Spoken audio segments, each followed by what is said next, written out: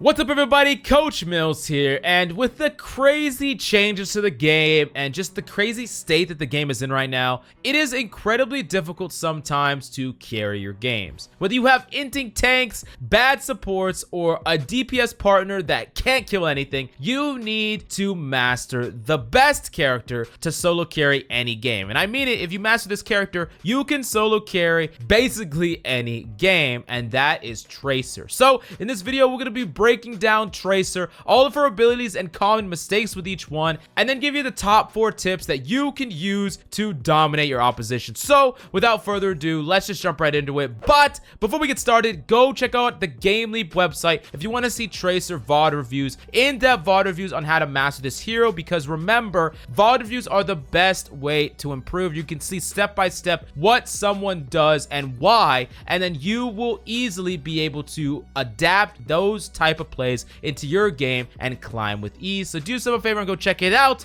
But let's get started. Now, first off, we gotta talk about Tracer's primary fire. It starts to fall off at 13 plus meters, but that makes it pretty strong from the high ground. So if you're playing Tracer, especially if you are trying to engage a target or you're just trying to whittle down tanks, playing on the high ground can make you safer because you have a form of natural cover and can give you a vantage point to engage. So it is very good to position here. Now, right off the bat though, one big mistake that happens with primary fire is players try to either aim too high up on the head or they just aim for the body. You should be aiming about neck level, because then the spread will hit the maximum amount on the person and the upper spread will be headshotting, and that is the way that you get the maximum amount of damage on average, unless of course you're from those really close ranges where you could just do all headshots. Now moving on to the next ability we got to talk about is Blink, Tracer's bread and butter, and learning to control this is really the most important aspect of tapping into Tracer's strengths, and it's one of the consistent things where you automatically know. I mean, if you look at a Tracer, you look at a VOD, and you look at how they're blinking, you can automatically deduce what rank they are, basically right off the bat, because blink management and learning how to control blinks is something that really needs to be developed before you maximize the impact on this character. Now, the different types of things you're gonna have to be able to do automatically, basically without even thinking about it, is the blink melee, the 180 blink, the 90-degree blink, and the biggest mistake with blinks in general is using it for engagement and not for dueling. And what I mean by this is players will use their blinks to get close to a target. They'll use it to get close to an enemy, get close to a Zen. They'll use 2, 3 blinks, get close to the Zen and make contact, right? You make contact, but that's not enough. You need this ability in order to duel the enemy. You need this ability in order to stall and dodge cooldowns, and you need this ability to exchange it for damage. Let me give you this example. What happens if you go up against a McCree and you have no blinks, right? You're gonna get flashed and killed. Okay, that's pretty obvious. But if you could use a little bit of damage, blink, a little bit of damage, blink, a little bit of damage, blink, at some point that McCree would have been pressured to use, of course, his stun. You could have dodged it because you had abilities, and you could win that matchup that would have been very difficult otherwise. And this is why at the higher ranks, people understand that Tracer can actually counter McCree in a lot of instances. But a lot of people think that just McCree is just way better than Tracer, can shut her down. But that is because poor ability use. You need to realize that if you can change or exchange your blinks for damage, you put on tons of pressure on the enemy. And if you engage an enemy when you have your maximum amount of blinks, this is going to allow you to convert your blinks into damage or kills far easier. Now moving on to the next ability that is a hallmark for Tracer, and it's recall. And importantly, recall has a 12-second cooldown, which is something that you need to remember in your brain. Like, if you play Tracer enough and you're thinking about it, you need to make sure that you learn this like it's the back of your hand. I can't tell you how many times when I was learning Tracer, I would go in, do a whole bunch of stuff, press my recall button, and I wouldn't recall. And I'm like, oh crap, I was 2 seconds off because my internal clock was wrong and it got me killed. And if you don't even have to think about it, that is the best, because when you're really focusing and doing all this stuff, you can't just be looking at your cooldown tick down. You can't do any of that. You have to be knowing kind of when this is online automatically in a team fight, so that you don't blink, blink, blink, blink, hope to recall and you don't have it, and you can time your abilities accordingly. Now, recall, of course, brings you 3 seconds back and can animation cancel anything. So if you melee, you can recall. You can even get in a melee and animation cancel it with a recall. So you could do something like 180 blink melee recall, and it will do the damage before it even comes out. It will do it automatically. That is a way to get that last bit of burst damage, and that's something that a lot of people do, especially at the higher ranks when you're playing at such a tiny margin of death, right? You are literally flying in at the tiny little sliver of life and death, where if you stay out for even a millisecond longer, you're gonna get headshotted. So you have to kind of burst in and recall and really min-max every single decision and every single value that you get, no matter what. Another thing is recall returns your ammo, so you could do something like recall and right away you could go to shooting something if something is low. And you do generally with recall, you need to be trying to accomplish as much as you can before you use your recall, and then have a plan post recall. And what am I talking about a plan? Well, the most obvious one is just to retreat, right? You just run away, you recall, you're safe, and you run away or do whatever. You wait until your recall's back online and then you engage again. But that's not always the correct game plan, because imagine if you did all this damage, you couldn't finish off a target, you recall and you're decently close to them, but they're like, you know, 20 HP or something like that.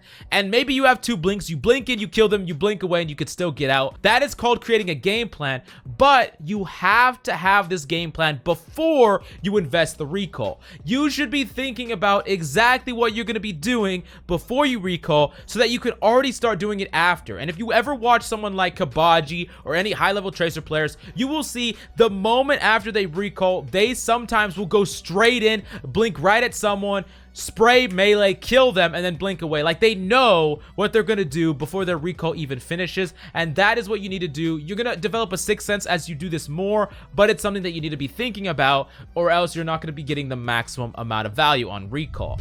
Now, the last ability we gotta talk about is Pulse Bomb, which can do up to 355 damage, of course, with the 350 damage explosion, with a 5 damage stick. But importantly, make sure that you don't stick a sleeping target, because it will wake them up. If you're trying to kill a sleeping target, throw it next to them so that they can't wake up and just like dodge it, or potentially wake up and recall or whatever. Now, the easiest way to secure Pulse Bombs is to blink into it. This is what SBB does on NYXL a lot. He will blink in really close to the target and basically just track them right up to them, like as if you were a Reaper shooting them, and he'll just pulse bomb them that way. It is the most consistent way, it is reliable, and that's what you need out of pulse bombs: consistent, reliable kills, and that is how you're going to carry a lot of games. Now, if an enemy is standing completely still, you can do a 180, because like if an enemy is like backing up, for instance, or just standing still, doing a 180, you stick it onto their backside. It's a pretty simple way, and you get a little bit more time to line it up, because an enemy's not looking right at you, and if they turn around, they're still going to be stationary.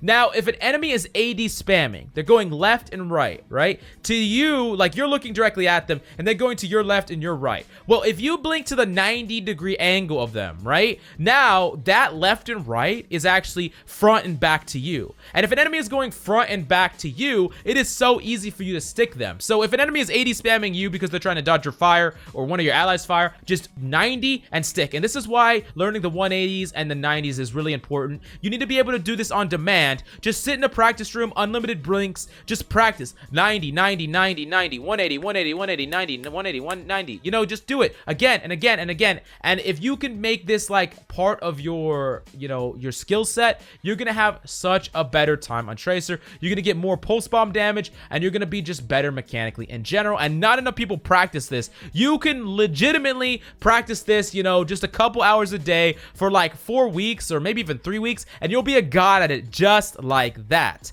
Now, the next thing about pulse bombs is you should be tracking cooldowns that can stop it. Things like, you know, bubble on Zarya could be a big one. You do not want one ability to trade for this. So you got to make sure that you either find an isolated target that can't get bailed out, or you make sure that these cooldowns aren't online. The worst thing in the world is to like throw a pulse bomb on someone and it just gets completely neutralized, when if it would have went off, you would have just carried the entire team fight. So make sure that you're tracking these cooldowns, and like I said, train this individually, and you will have such a better time. Another thing about just the 180s and the 90s I said, you can actually just go in and also have unlimited pulse bombs and practice 90-degree pulse bombs, 180-degree pulse bombs. You know, you can stick honest with pulse bombs, whatever. You practice this ability and you will get better at it. It's that simple. But in a game, how many times are you practicing pulse bombs? I mean, maybe like 10, I don't know, maybe 15 in a game, but you could legitimately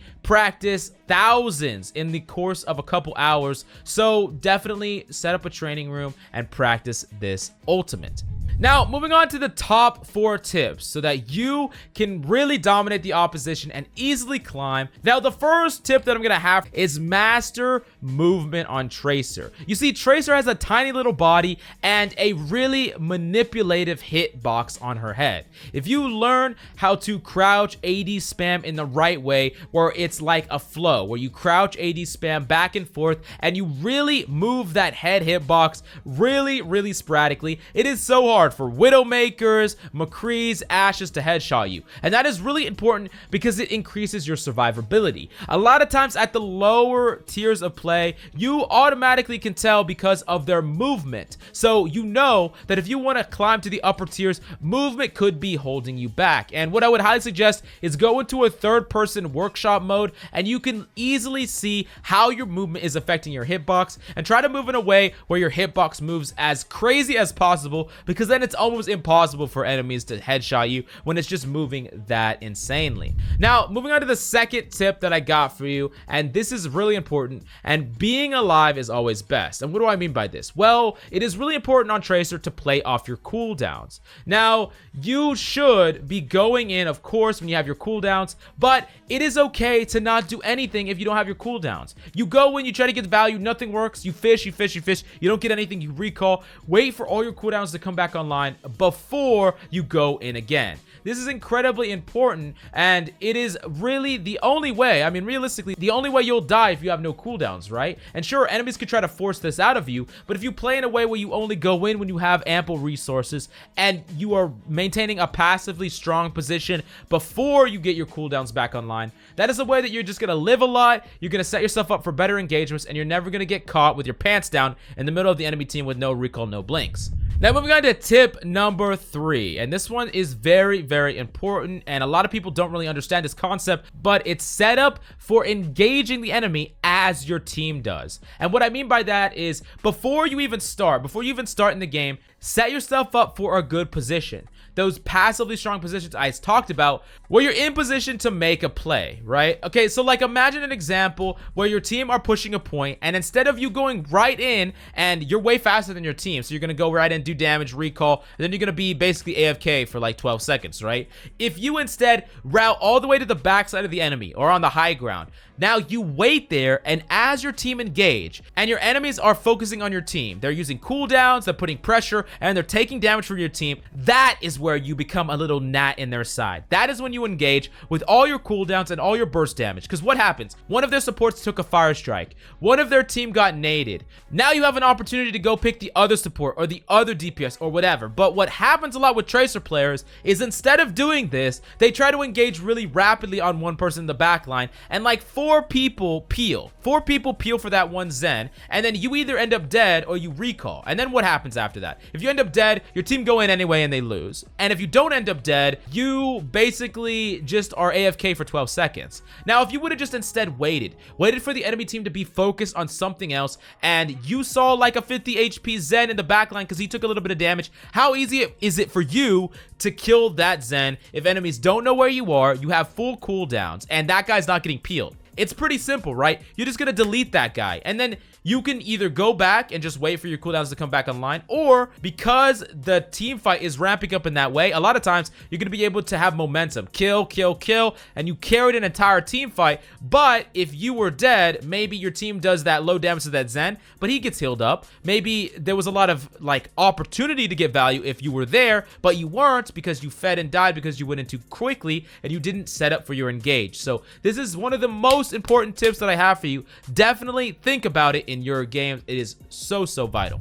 Now, the last tip that I got for you, and this one's also pretty important, but at the end of the day, On Tracer, the true carry potential comes out when you can win the 1v1. This is why I always suggest try it free-for-all, because you're up against a lot of your counters, characters that are really hard to duel sometimes, like McCree's, other Tracers, Genjis, Hanzos. You learn the 1v1, because at its core, if you master the movement and you up your mechanical skill and all this stuff I talked about, if you can win 1v1s, that is just such a huge advantage. I mean, as a Tracer, if you're confident in your gameplay, you can do so many things that are just abusive. I mean, straight up abusive to an enemy. Imagine an Ana dies on the enemy team, right? And you as a Tracer go literally into their spawn and spawn camper again. That is what you could do, and that is what high-level Tracers can do. You can do the same thing to McCree's. You can do the same thing to Reapers. At the end of the day, if you are a god tier Tracer that's confident in yourself, you are not afraid of any 1v1 with any character in the entire game, and you can take those 1v1s, and if you could win, not only do you get a free kill because you kill that person, you go route to Omega, you get all your cooldowns back, now you get that numbers advantage, then you can go in with your team